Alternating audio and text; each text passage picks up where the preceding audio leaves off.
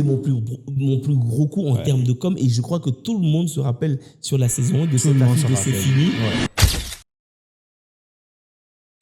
Et l'anecdote de ça, c'est que quand elle rallume son téléphone, c'est la première ministre qui écrit un message. Et ça, c'est un truc que les gens n'ont pas su, c'était un SMS. Parce qu'en fait, en dessous de ce poste, nous, on n'a rien mis d'autre. On a dit, c'est fini, et on a juste posté. Oui, j'avais vu. On n'a rien dit d'autre, mais chacun a interprété comme il voulait. Après, il faut savoir que Cyprien, donc à Tavigé, ça fait 50 ans, il fait du théâtre au Togo. Il a représenté pendant très longtemps le Togo à l'extérieur et au Togo. Par exemple, ce track que vous le voyez dans la fille de tous les jours, il n'a rien à voir avec la personne qui est dans la série. Ouais. Et il faut que les gens comprennent ça et fassent le distinguo entre la réalité et la fiction. Vous venez de parler de la série Arouet. Où est passé nos 17 millions? Nous parlons aujourd'hui de cette série que vous avez appréciée justement parce que c'était en langue locale. Nous parlerons de la communication, de tout ce qui s'est passé en amont avant que cette série ne soit servie à la population togolaise d'ici et d'ailleurs. Nous recevons aujourd'hui un monsieur qui est derrière la communication de cette série. Mais avant tout, avant de revenir à lui, pour qu'il puisse répondre à nos questions, nous partons avec le générique.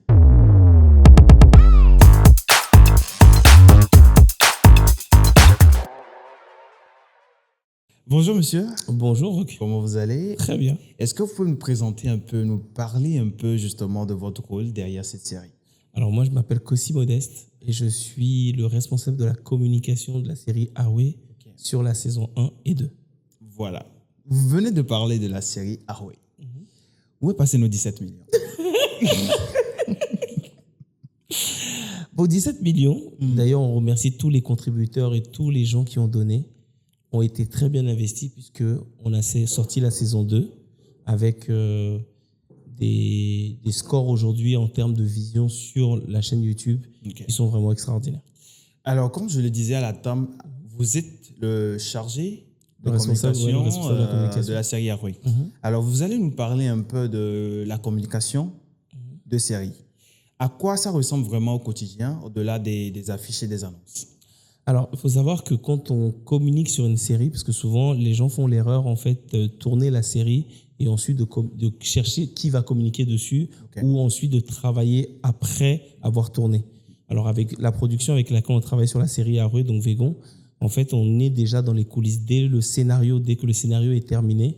On parle déjà avec la production pour savoir ce qu'ils veulent exactement faire par rapport à la communication et on arrive à leur donner en tout cas une direction. Moi, j'arrive à leur donner tout de suite une direction et dans quel sens je veux aller. D'accord.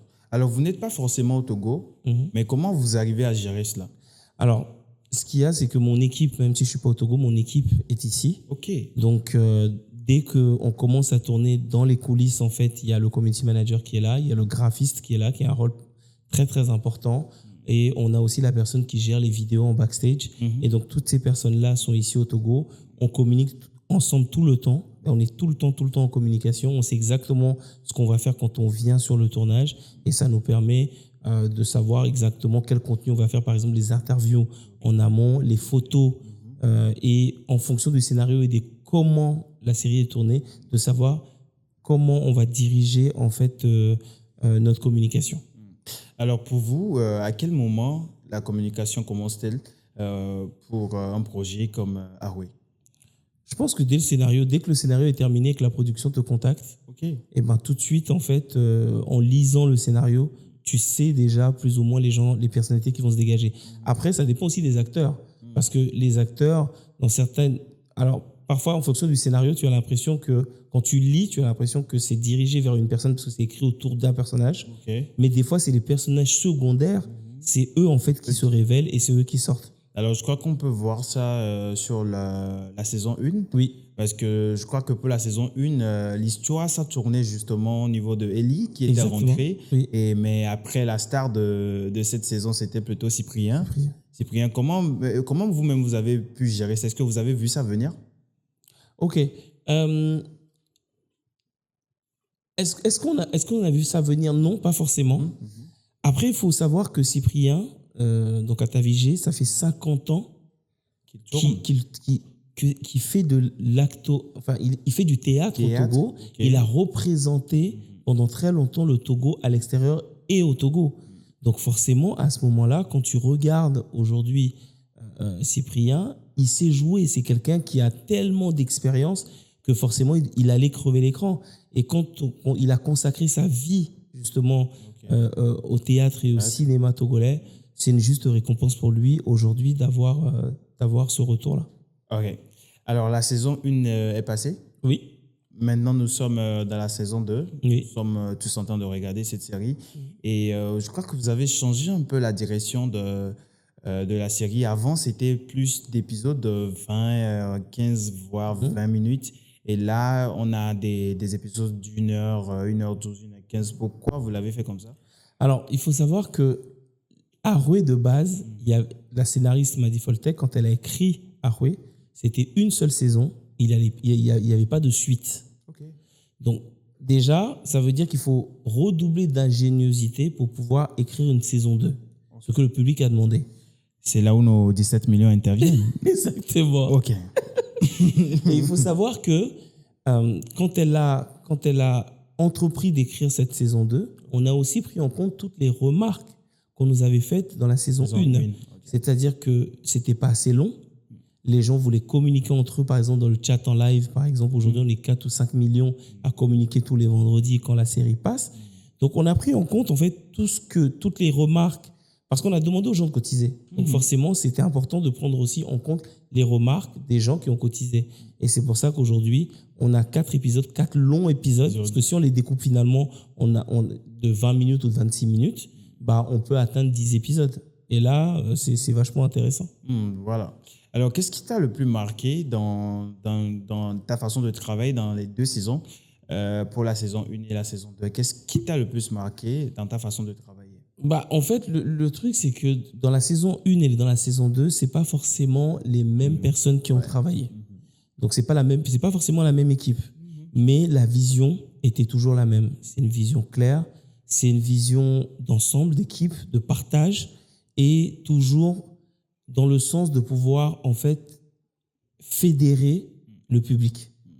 Et à partir du moment où il y a une vision qui est donnée par la production et qu'on est en accord avec elle, c'est beaucoup plus facile après de communiquer. Et c'est ce qu'on a fait. Est-ce que tu peux nous expliquer un peu comment la manière de travailler, comment vous arrivez à travailler ensemble avec, par exemple, les graphistes, les acteurs, le scénariste, tout ce qui concerne, la production du film. Voilà. D'accord. Il faut savoir que chacun a un pôle particulier. Ok. Par exemple, le scénariste a son pôle, la production a son pôle. Moi, j'ai la responsabilité du pôle communication. C'est-à-dire qu'en dessous de moi, ou à côté de moi plutôt, j'ai le graphiste, j'ai le community manager, j'ai la personne qui va tourner les interviews et les vidéos.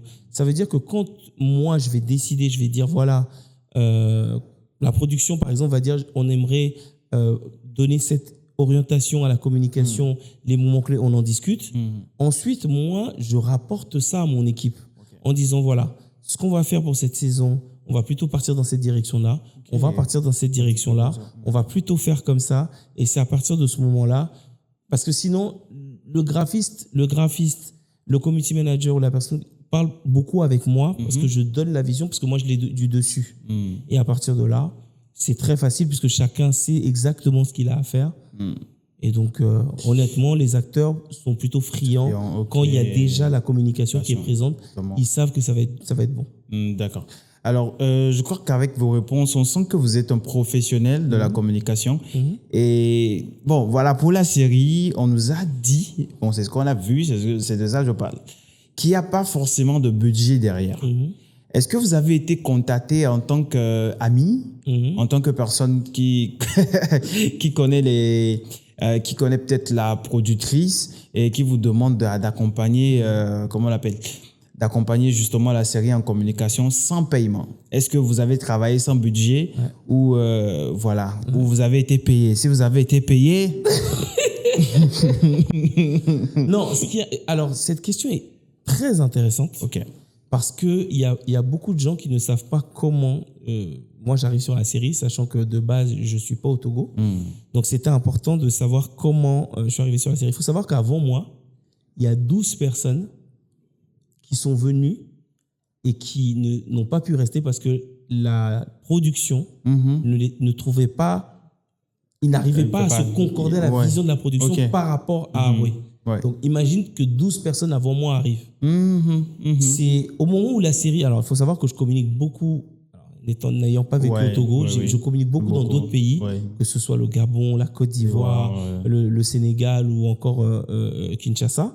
Je travaille avec ces pays-là, mais moi-même, mon propre pays, je ne travaille pas beaucoup avec. J'ai eu la chance de collaborer, de faire le site internet et le personal branding de la scénariste, donc Madi Foltek. Madi Foltek. Et quand, en fait, après avoir testé tous ces gens et qu'à un moment, il y a eu une impasse, elle en a parlé, en fait, à la productrice qui était Angela Kerebourou, qui ne me connaissait pas forcément, et qui a dit, tiens, je vais aller regarder un petit peu ce qu'il fait. Et puis, on a eu un call avec l'équipe. Et je crois que c'est ce qui a déterminé derrière son choix, c'est-à-dire que je lui ai dit exactement ce que je voulais faire. Elle m'a dit qu'il n'y avait pas de budget. Je lui ai dit, mais pour communiquer, si votre truc est bon, il n'y a pas besoin forcément de budget parce que la communauté suivra. Le problème souvent, c'est que les gens vont te dire on va faire du sponsoring, on va faire appel à des influenceurs. Mais en fait, tu n'as pas encore commencé à communiquer, mais tu veux déjà faire appel à des gens pour pouvoir t'aider. Commence déjà. Vois comment le public réagit et en fonction de ce que le public dit et comment le public réagit, c'est à ce moment-là que tu commences à savoir s'il va te falloir du budget pour pouvoir en fait avoir de la visibilité, payer un petit peu de Facebook Ads, faire un site internet, faire appel à des influenceurs parce que ça peut marcher. Mais au départ, si tu n'as pas testé toi-même, tu ne peux pas savoir. Donc, c'est aussi du savoir-faire et sur quel réseau communiquer parce que moi, à un moment, j'ai dû arrêter l'école parce que de base, je suis informaticien. Mais pour pouvoir faire la communication digitale, je suis retourné à l'école pendant 2 ans pour apprendre le métier. Pourquoi les gens communiquent? Certains communiquent sur Twitter, d'autres sur LinkedIn uniquement, d'autres sur TikTok. Ça dépend en fait de ta cible. Le problème, c'est que souvent, les gens ne connaissent pas leur cible. Donc, ils se disent, ah tiens, je vais communiquer sur TikTok parce que tout le monde est sur TikTok. Non, parce que tu vas poster là-bas, personne ne va te regarder. Est-ce que ta cible est sur TikTok? Et même si ta cible est là-bas, comment tu l'atteins? Donc, la communication, c'est pas compliqué, mais ça demande quand même beaucoup de technicité et c'est la technicité qui manque à beaucoup de gens quand on parle de communication. Et surtout quand on parle de communication pour des séries ou des films, sachant que j'ai travaillé sur la communication de certaines séries Canal+ et de certains films dans d'autres pays. Alors, je ne sais pas si c'est à base de cette technicité que vous avez réussi à atteindre plus de 30 millions de vues. Parce que Haroué est sorti, tout le monde a regardé Haroué. Même les mémés sont à la maison. Haroué, chaque vendredi, tout le monde est impatient en fait. Et puis, j'ai remarqué également que sur les réseaux, à chaque fois que la série finit, il y a des gens qui font des débriefings directement sur les réseaux. Ils prennent des vidéos, en fait, ça vient naturellement. On ne demande même pas, on ne demande pas l'avis des producteurs, des producteurs avant de faire des vidéos. Je ne sais pas, comment vous avez réussi à faire cela? C'est très simple. À partir du moment où quelque chose est bon, le public sait que c'est bon. En fait, le seul juge, c'est le public. Les gens ont beau mettre des milliards, des millions dans quelque chose, si le public estime que c'est pas bon, c'est eux les premiers téléspectateurs. Et ça a été très très facile en fait avec Haroué, parce que par exemple dans Haroué il y a des personnalités fortes, que ce soit Navi Ameyo, les tantes là, les oncles, je les aime bien.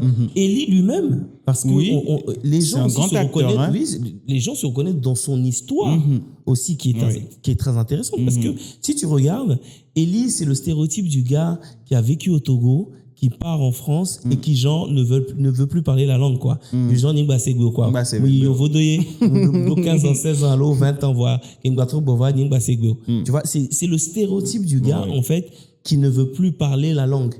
Donc, il arrive avec des réalités qui sont réelles, il n'a peut-être jamais été confronté à un deuil dans sa propre famille et il se rend compte qu'il y a énormément de choses. Donc, quand tu regardes la série, il y a tellement de personnalités et chacun peut s'identifier à des personnalités que c'était facile en fait finalement de pouvoir fédérer une communauté et de pouvoir rassembler une communauté. Mon plus gros coup dans Haroué dans la saison 1, c'est la fameuse affiche de C'est fini. Ah ouais. Ah ouais. On ne s'attendait pas. On dit c'est fini. Mais en fait, le truc, c'est que j'ai fait une affiche. Moi, j'ai demandé au graphiste. Ah, donc c'était toi. Mais c'était moi. Et, Zétonnier. et je vais t'expliquer en fait derrière ce qu'il y avait. Ok.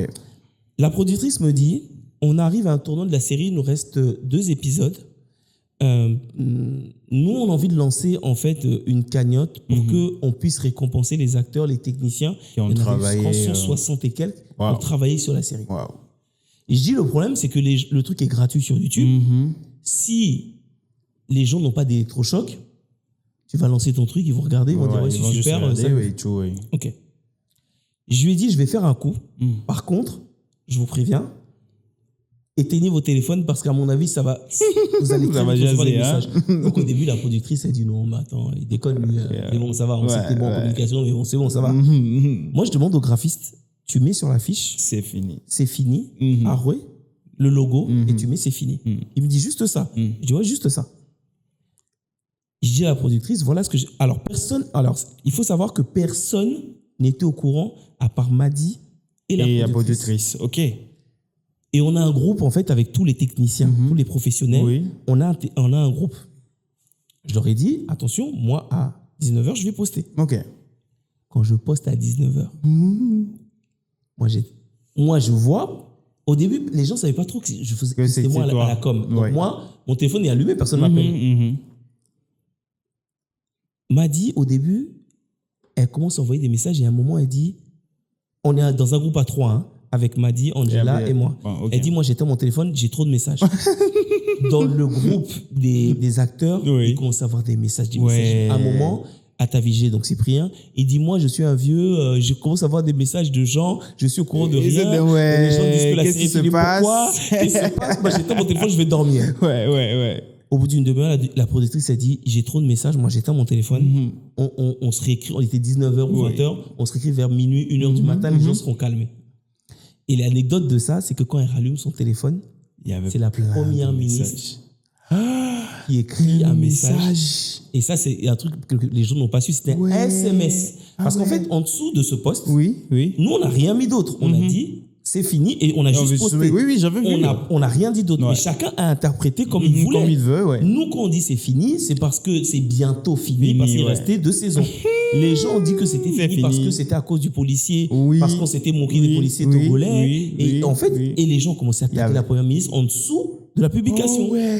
Je crois qu'il y a eu quelque chose comme 1000 ou 1200 ou 1300 ou 2000 commentaires. Et à un moment, en fait, comme elle connaissait la productrice, elle a envoyé un message personnel à la production en disant qu'est-ce qui se passe avec la série, est-ce qu'il y a besoin que je vous aide, est-ce que, alors qu'on n'avait pas eu la nouvelle jusque-là, et ça c'était quelque chose d'extraordinaire. Ça c'était mon plus gros coup en termes de com, et je crois que tout le monde se rappelle sur la saison 1 de cette affiche de C'est fini, parce que, et derrière en fait ce qu'on a fait, c'est qu'on a fait poireauter les gens, parce qu'on a mis un message en disant que le lendemain on allait en fait faire un communiqué à 9h. Mais tellement il y avait d'engouement sur l'affiche, j'ai dit à l'équipe, vous savez quoi? On va faire l'annonce à 13h. Donc à 9h, il y a des gens qui sont venus en disant, mais vous avez dit qu'à 9h, le lendemain, vous allez faire l'annonce. C'était quand? Et quand on a lancé la campagne, en fait, la vidéo a lancé la campagne, ça a été extraordinaire. Extraordinaire. Et c'est ce qui fait que les gens ont donné et qu'on a 17 millions aujourd'hui. En fait, je voudrais juste revenir sur un truc. Je voudrais que tu nous donnes des anecdotes sur ta manière de travailler en tant que communicant.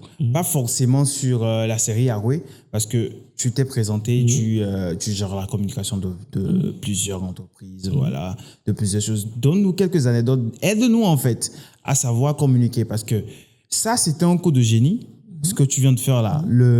La phrase que tu as mis, Arouet, c'est fini. Mais il y a eu beaucoup de réactions, beaucoup de gens. Alors, je pense que pour communiquer, il faut jouer sur l'émotion. La communication, c'est jouer sur l'émotion des gens. Ensuite, quand on communique en Afrique, tu ne communiques pas de la même manière en Afrique qu'en Europe. Parce que les émotions et les choses qui vont toucher un Africain n'est pas du tout le même que quelqu'un qui est en Europe. Il faut savoir toucher la corde sensible, l'empathie. Il y a beaucoup de... Moi, je suis quelqu'un qui a beaucoup d'empathie et je pense que c'est la première qualité qu'il faut avoir quand on communique. Être vrai avec les gens, être sincère avec les gens. Oui. Je pense qu'il faut aimer d'abord les gens. Je crois que celui qui n'aime pas les gens ne peut pas communiquer. Ouais, c'est vraiment. Et je pense que moi, je suis passionné par ça quand j'en parle. Je peux en parler pendant des heures et des heures et des heures. Ouais. Et ce qui m'intéresse, moi, à chaque fois, c'est de savoir comment je vais en deux postes. Oui. Il faut savoir que je n'ai fait aucun sponsoring. Aussi bien je sur la tiens à saison 1 rappeler que sur la également. saison 2. Oui. Par exemple, là, pour le lancement de la saison 2, c'était très simple. J'ai fait une affiche, j'ai demandé au graphiste, et c'est important de remercier aussi les gens comme Junior, les gens comme Jawad, les gens comme Marius Amédée qui ont travaillé sur ces saisons. Je leur ai simplement demandé, fais-moi une affiche où tu écris Arouet et tu écris un 2 en grand. Il me dit juste ça. Je lui dis, ouais, juste ça. Arouet 2 en grand. Les gens attendaient de toutes les façons cette suite. Oui. Donc, c'était pas, ça ne servait à rien de beaucoup écrire. Hein. Ils avaient besoin de voir le logo en jaune, tu sais, avec le fond jaune, et le 2. Ouais. Dès qu'on a posté ça, il y a eu, je crois, 3000 ou 4000 personnes qui ont liké la fiche. Donc, déjà, ça veut dire que c'est déjà pris avec, je crois qu'on a eu 600 ou 700 commentaires. Ouais. Le lendemain, en fait, le réalisateur Jean-Luc, il m'envoie, en fait, le teaser, mais avec la date. Je lui dis non, efface la date. Parce que pour l'instant, parce qu'on avait commencé à avoir des commentaires, ouais, mais c'est quand C'est quand J'ai dit non, laissons-le encore un peu poireauter. C'est important qu'il s'intéresse encore un peu. Un peu de suspense. C'est ça. Et donc, quand on a posté le teaser, là, les gens ont une vue.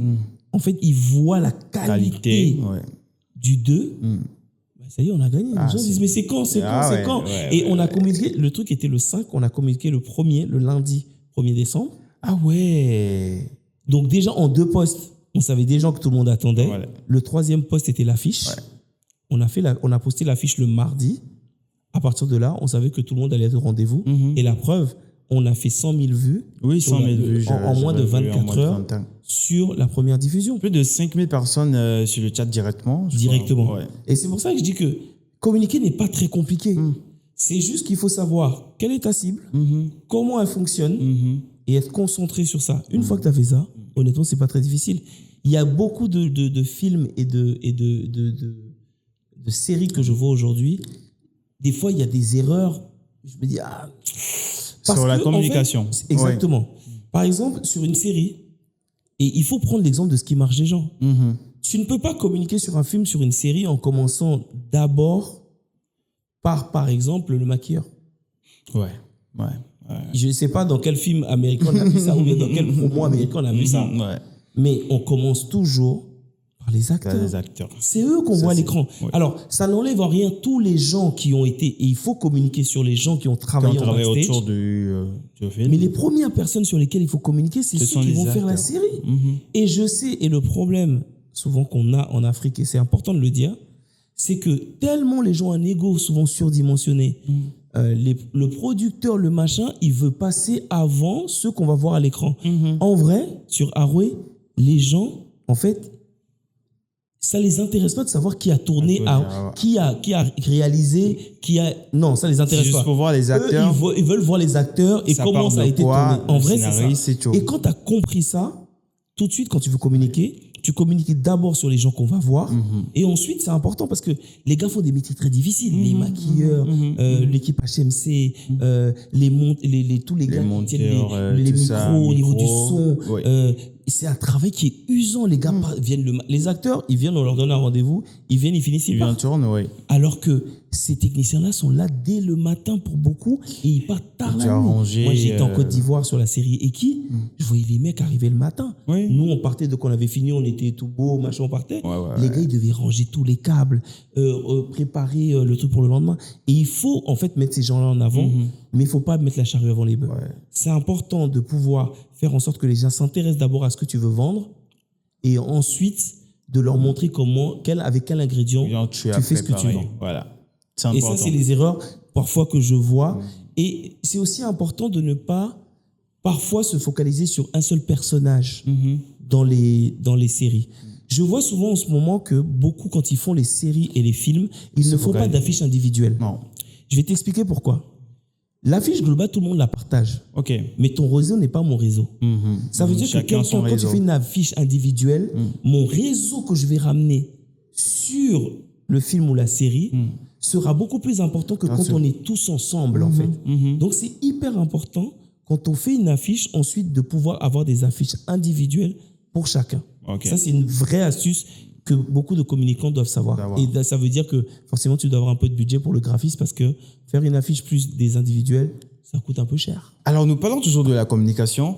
Comment avez-vous géré la communication face aux réactions négatives du public, surtout quand c'était s'en prenait aux acteurs à cause des rôles qu'ils incarnent dans la série? En fait, à un moment, on a dû faire un communiqué et c'est important de rappeler au public que aujourd'hui, toutes les personnalités qu'ils voient sont des fictions dans la série. C'est des choses qui ont été écrites. Des fois, les gens ne correspondent, mais quand on les connaît dans la vie de tous les jours, par exemple, Socrate, quand vous le voyez dans la vie de tous les jours, il n'a rien à voir avec la personne qui est dans la série.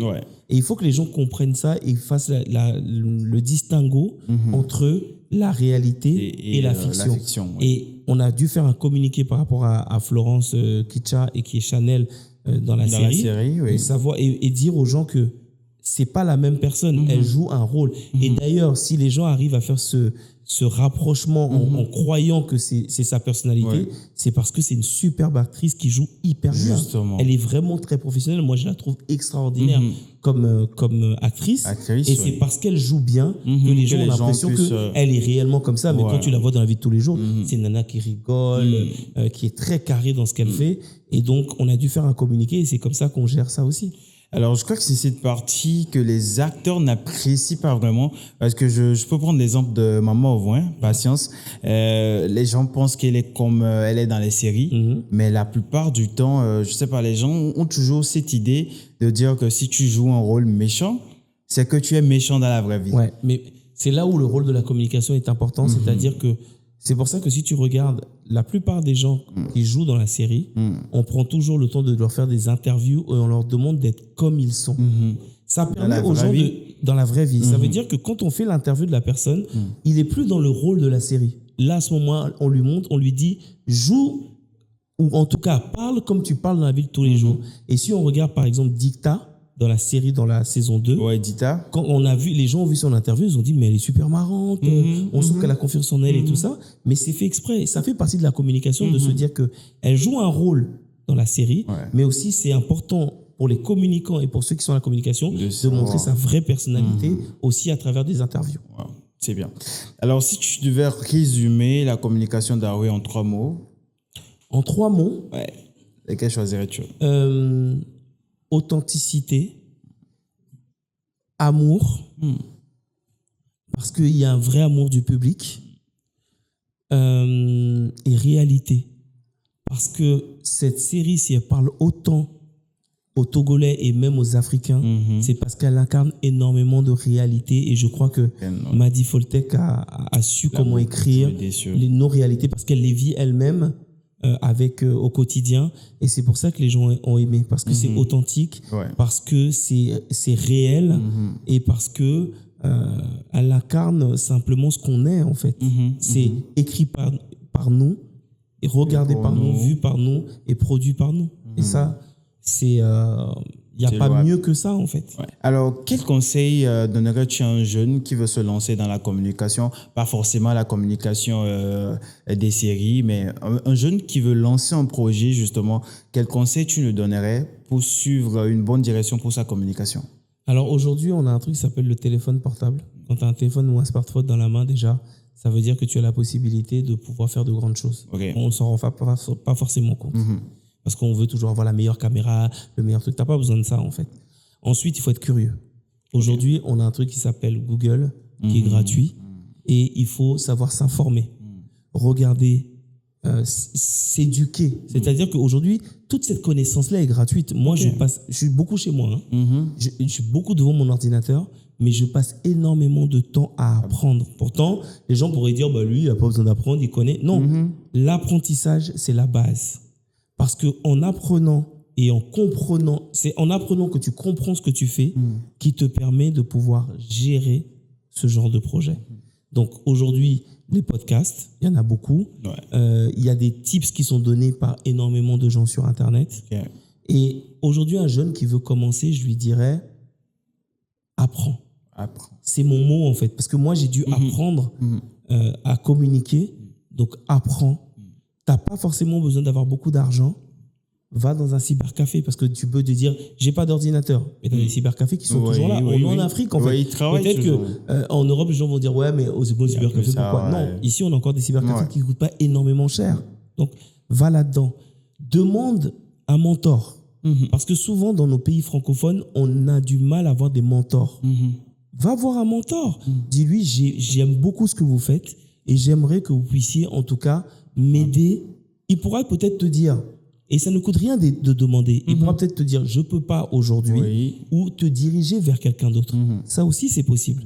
Donc, n'ayez pas peur d'aller vers les gens parce que c'est le meilleur moyen et c'est la meilleure chose pour pouvoir, en fait, au maximum, apprendre. Et une fois qu'on a la connaissance, personne ne peut vous l'enlever. Ce que vous connaissez, ce que je connais aujourd'hui, personne ne peut me l'enlever. Et ça, c'est ma meilleure arme pour me vendre et pour pouvoir gagner beaucoup d'argent. Alors, évidemment, j'ai commencé gratuitement. Par exemple, sur la saison 1 d'Aroué, quand on m'a appelé, j'avais envie de faire un truc pour le public, ça a été bénévole. Mais ça m'a tellement apporté que regarde où j'en suis aujourd'hui. C'est bien. Alors, ce fut un plaisir de te recevoir sur mon plateau. Tu nous as donné beaucoup d'astuces et on sent que la communication, c'est une passion pour toi. Tu le fais avec cœur. Mais on va passer nos 17 millions.